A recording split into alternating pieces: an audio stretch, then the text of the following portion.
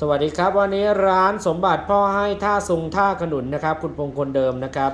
วันนี้ขออนุญาตนำชมหลายท่านสอบถามมาว่าพระหางหมากมหาลาภพระสร้างจำนวน1,000,000 องค์ทำไมบางคนละบางองค์หลักพันบางองค์หลักหลายพันบางองค์ว่ากันเป็นหมื่นเลยเพราะอะไรคือความแตกต่างของแต่ละองค์วันนี้คลิปเดียวจบนะครับฝากกดไลค์กดแชร์แล้วก็ฝากประชาสัมพันธ์นิดหน่อยที่ผมคัดไว้3ชุดคุณดู3ชุดนะฮะแถวล่างแถวกลางแถวบนเฉพาะในส่วนของพระหางหมากนะครับผมจะมาเทียบให้ดูว่าเกรด B เกรด A A บวกเกรด B เกรด A A บวกA บวกก็คือท็อปฟอร์มแชมป์นะเรามาดูอะไรกันก่อนครับหยิบสุ่มแบบไม่รู้เรื่องรู้ราวเอามาสักองค์หนึ่งเกรด B เป็นยังไงมาดูที่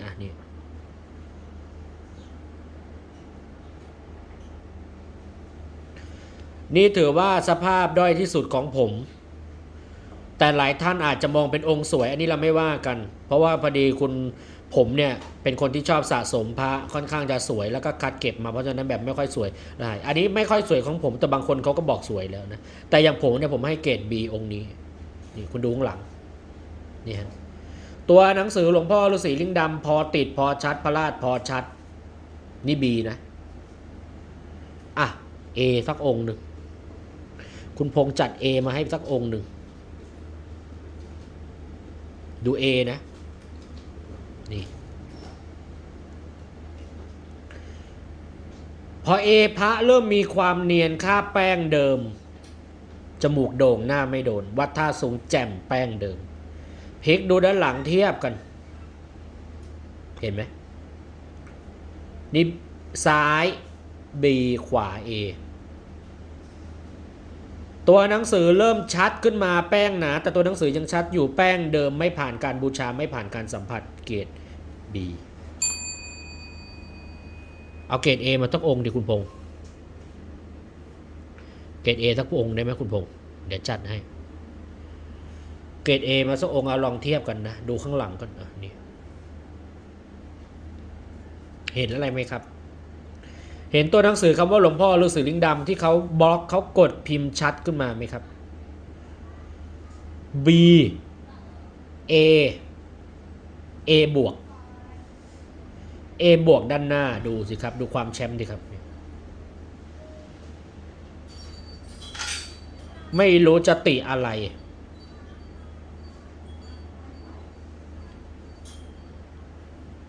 อย่างนี้องค์ครูครับพระฟอร์มประกวด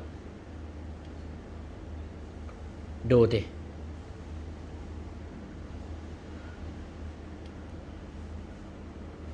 A สวยรองลงมาหน้าสวยหลังสวยแต่ยังไม่เท่า A บวกสวยน้อยที่สุด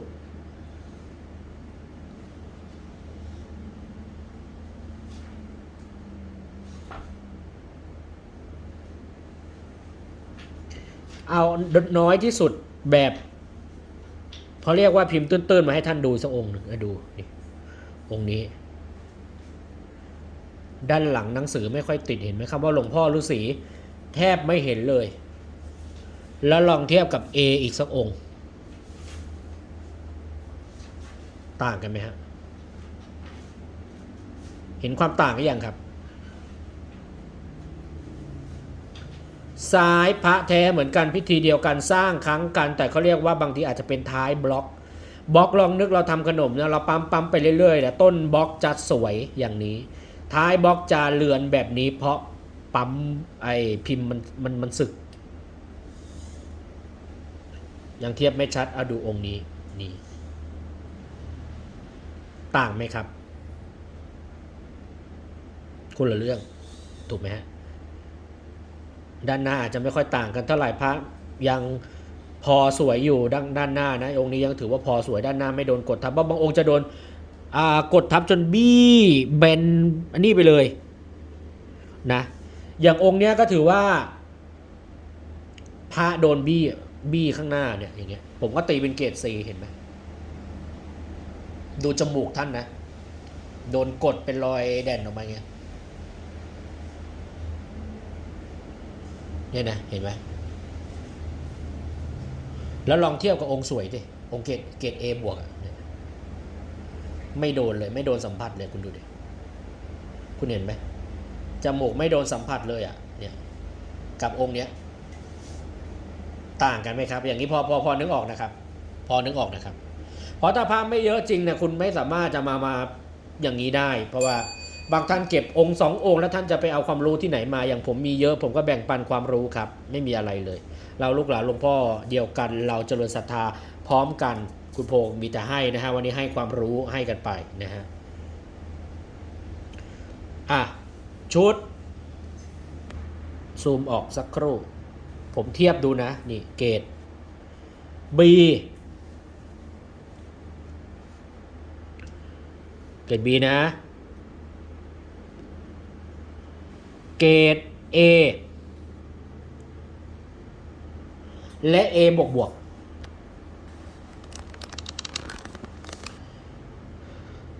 เกรด B แบบไวๆ10 องค์ลุย B อุ้ยพระหล่นนี่พระพักโดนมีรอยด้านหลังอาจจะมีตัวหนังสือหน่อยแต่สภาพยังไม่เดิมจริงตีเกรด B ทันทีพระพักมีรอยกดทับมีคราบปืนตัวหนังสือไม่มีแบบนี้เกรด B ทันทีพระพักยังไม่ค่อยสวยคมด้านหลังตัวหนังสือตื้นแบบนี้พระแท้ดูง่ายเหมือนกันแต่เกรด B ทันทีพระพักยังไม่ค่อยสวยเท่าไหร่ผ่านการใช้บูชามาตัวหนังสือตื้นๆแบบนี้เกรด B ทันที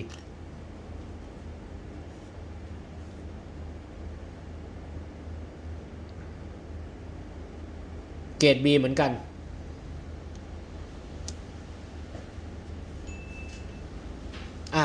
ต่อเกรด A แบบไวๆเกรด A แบบไวๆ A นะ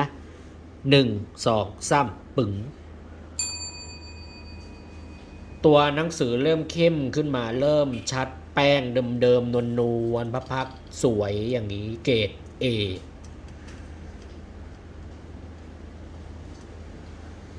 จมูกโด่งปี๊ดหลังแป้งเกรด A คือแบบนี้ปุยเดิมๆแบบนี้เกรด A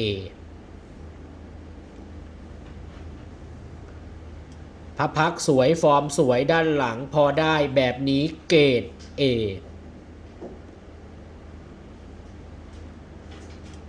พิมพ์พระพักลายพระผิวเนียนหลังคมชัดลึกแบบนี้ก็ยังเกรด A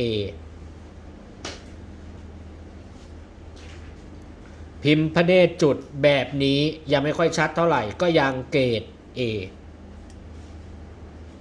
เอามาดูไฮไลท์ดีกว่ามาดูไฮไลท์เกรด A บวก10 องค์แบบไวๆ1 2 3องค์ที่1ปึ๊บพระพัก100%พระนาสิกหรือจมูกไม่โดนกดทับแป้งหนาเต็มแบบนี้หลังลึกปี๊ดแบบนี้เข้าใจหรือยังล่ะครับ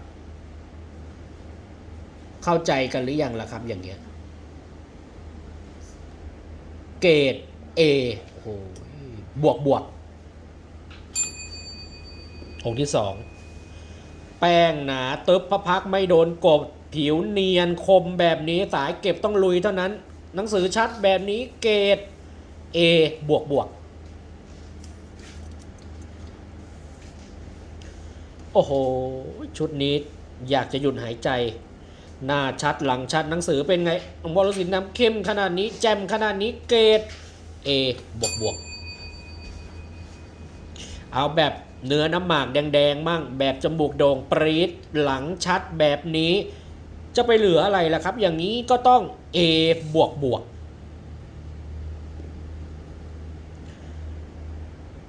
แจมโบะแจมโบะหลังชัดปี๊ดปี๊ดแบบนี้ก็ A บวกบวกสิครับ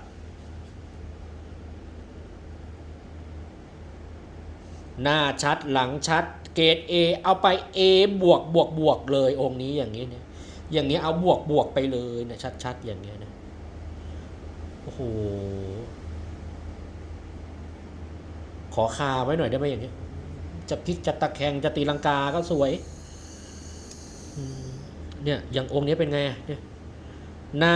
100%เกรด A บวกบวกอย่างนี้ขอดูหลังทีเถอะ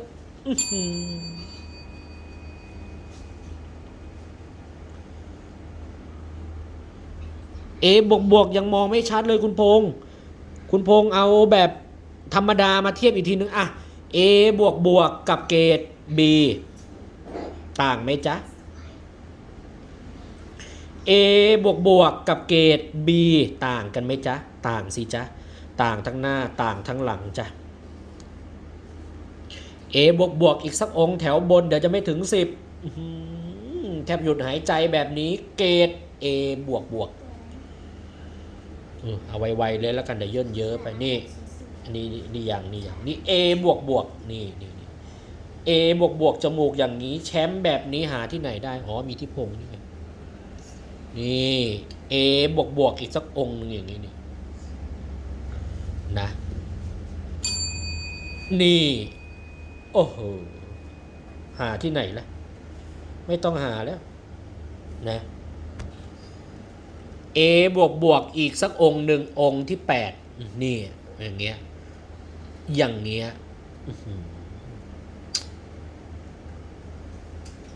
ให้ตายเถอะโรบินคำเดียวพระเหมือนกันหลวงพ่อปลุกเสกครั้งเดียวกันแต่ราคาไม่เท่ากันครับราคาไม่เท่ากันครับ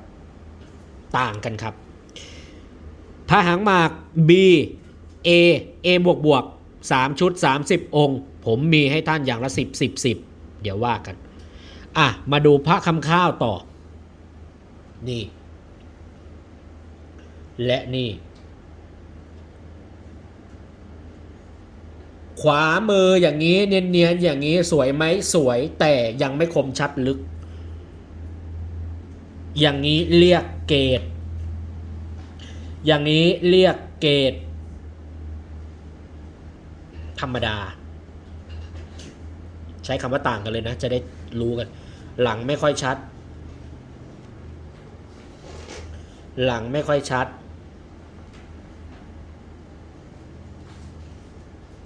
หลังไม่ค่อยชัดตัวหนังสือไม่ค่อยติดแล้วลองมาดูแบบสวยบีมมาดูสักองค์ที่สวยเป็นยังไงอ่ะเนี่ยดูดิสุ่มๆเลยนะสุ่มๆเลยนะเนี่ยเอาข้างหลังกันนะเนี่ยเห็นไหมตัวหนังสือชัดแจ่มแบบเนี้ยเนี่ยสวยกับธรรมดาราคาต่างกันนะฮะสวยนี่เห็นไหมราคาต่างกันนะครับ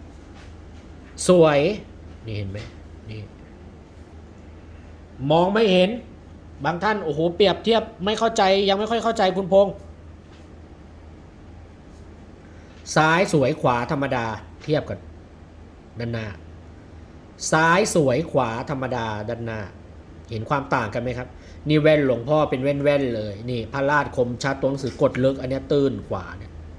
พระแท้เหมือนกันหลวงพ่อปลุกเสกเหมือนกันบูชาได้เหมือนกันแต่อยู่ที่กำลังทรัพย์และกำลังใจของท่านว่าท่านจะชอบแบบสวยหรือแบบธรรมดาถ้างบน้อยเอาธรรมดาถ้ามีตังเอาสวยไปก็ไม่ได้ต่างกันเยอะนะมากเลยนะผมก็พูดไปบางทีจะโอเวอร์ไปหน่อยนี่แชมป์เป็นงี้คำข้าวรุ่นสอบแบบแชมป์เป็นงี้ดูอย่างเงี้ยไปหาที่ไหนได้ครับอย่างเงี้ยนี่นะครบแล้วจ้าวันนี้ที่ตั้งใจทำคอนเทนต์มาไม่นานนะ B A บวกธรรมดาสวยคำข้าวธรรมดาคำข้าวสวย A บวก A B พระ50-60องค์มีใครเขาจะมานั่งทำคลิปให้ท่านดูมั้งถ้าไม่รักกันจริงผมไม่ทำให้นะผมบอกก่อนนะฮะแล้วที่ผมบอกมาหลายๆคลิปตั้งแต่คลิปต้นๆที่ทำก็บอกว่าพระมหาราชที่หลวงพ่อกล่าวถึงมากที่สุดก็คือพระคำข้าวและพระหางหมากครับอนาคตท่านบอกไว้ชัดเจนเลยว่าพระคำข้าวจะมีราคาองค์ละเป็นแสนและหางหมากจะแพงกว่าคำข้าว10 เท่าถ้าคำข้าวองค์เป็นแสนหางหมากต้ององค์เป็นล้านครับ มีวงในบอกมาว่าอนาคตหางมาก1 องค์จะสร้างโบสถ์ได้1 หลังครับเพราะอะไรครับนอกจากเจรจาเป็นที่จับใจแล้วลาบเสมอพระคำข้าวแล้วรุ่นนี้หนักในเรื่องป้องกันอันตรายหลวงพ่อบอกว่าให้แขวนไว้ทั้ง2 องค์พระคำข้าวลาบมาเร็วลาบมาไวลาบมาแรงแต่หางมากเน้นป้องกันจริงๆอุบัติเหตุเพศภัยไม่ว่าสิ่งจะมองที่เห็นตัวและสิ่งที่มองไม่เห็นตัวท่านต้องหากันไว้บูชาจะเช่าจากที่ไหนก็ได้แต่ขอรับประกันบอกว่ารับประกันพระเทให้หน่อยบอกอย่างนี้ไม่ต้องเช่าจากผมก็ได้เช่าคนอื่นก็ได้ที่ไหนก็ได้แต่ดูให้ดีเพราะมีเก๊และเก๊มานานและเก๊เหมือนทุกรุ่นพระหลวงพ่อหลักร้อยยังหลักล้านแพงและเขาเก๊กันมานานแล้วนะฮะสำหรับท่านใดอยากปล่อยให้ผมนะผมก็รับตามเรทราคา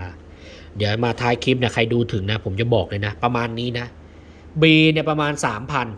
3,000 A เนี่ยประมาณ 4,000 หางมากนะแล้วก็ A บวกเนี่ย 5,000 3,4,500 3,000 4,000 5,000คำข้าวไม่สวย 1,500 สวย 3,000 ต่างกันเท่าตัวนะ 1,500 3,000 B 3,000 4,000 A บวกหรือแชมป์สุดๆ 5,000 อยู่ที่กำลังทรัพย์ของท่านแล้วจะเช่าแบบไหนผมมีบริการให้ท่านหมดใครอยากเช่าติดต่อมาทางไลน์แอดใครอยากปล่อยติดต่อมาทางไลน์แอดใครสอบถามข้อมูลเพิ่มเติมใครมีพระของท่านอยู่ไว้กับตัวอยากให้ผมเช็คติดต่อมาทางไลน์แอดไม่รับโทรศัพท์ถ้าเช็คพระเพราะมันมองไม่เห็นภาพคุณต้องถ่ายรูปให้ชัดเจนและแอดไลน์ผมมาถามผมได้ผมดูให้คุณได้บางท่านเอามาให้ดูที่20 องค์เกือบตายแต่ก็ต้องดูไปถือว่าช่วยกันนะฮะช่องทางการติดต่อครับนะฮะสำหรับท่านที่ดูแล้วโอ้โหคุณพงษ์ขอแบบ A บวกหน่อยเถอะผมก็มีให้ท่านอย่างละ10นี่แหละไม่ได้มีเยอะพระชุดเนี้ยไม่มีใครเขาออกกันหรอกนี่เป็นพระเก็บเก่าสมบูรณ์เดิมดีทุกองค์นะฮะพระชุดนี้คือไม่แตกไม่บิ่นไม่ร้าวแต่อยู่ที่สภาพก็เลยต่างกันที่ราคาอยู่กันที่สภาพก็เลยต่างกันที่ราคาแล้วแต่กำลังใจของท่านบางคนชอบพระสวยก็บอกมาจัดให้เอา 5,000 อัพไปเลยบางองค์เอาแบบย่อมยาวตังไม่ค่อยมีค้าก็เอา 3,000 ไปทีก็สวยพอได้เหมือนกันไม่ได้ย่อยกันเท่าไหร่นะช่องทางการติดต่อนะครับถ้าไม่ไหวจริงๆโทรหาคุณพงษ์เบอร์นี้นี่สะท้อนหน้าเนี่ยผมกำลังพูดอยู่เนี่ยนี่ไม่ไหวจริงๆเอาเบอร์นี้นะนี่0896401996คุณพงษ์รับสายแต่ขอในเวลาทำการห้ามโทรกลางคืนครับLine ID ผมต้องมีแอดด้วยนะครับใครไม่เป็นให้ลูกหลานท่านแอดมาแอด124BNFWB อีกครั้งหนึ่งนะครับแอด124BNFWB เรามีแอดมินคอยบริการท่านผมนี่แหละตอบเองนะฮะไม่ไหวโทรมาเบอร์นี้ครับจะเช่าจะขอเช่าจะรับเช่าทุกอย่างเรามีบริการให้หมดนะฮะคลิปนี้ขอตัวลาไปก่อนสวัสดีครับ